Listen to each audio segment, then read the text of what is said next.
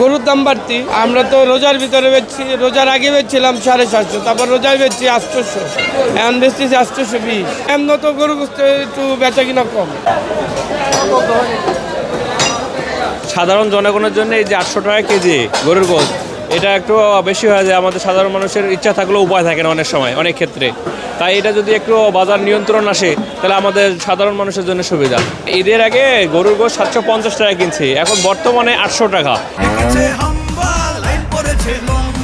কি হয়েছে? Minister fridge কিনে হাম্বা জিতেছে। মিনিস্টার ফ্রিজ কিনুন, হাম্বা জিতুন। আরো আছে আকর্ষণীয় উপহার। আমাদের সাধারণ জনগণের জন্য এটা একটু ব্যয়বহুল হচ্ছে। যদি এটা বাজার নিয়ন্ত্রণ করা যায় তাহলে আমাদের জনগণের জন্য একটু স্বস্তি ফিরে আসে।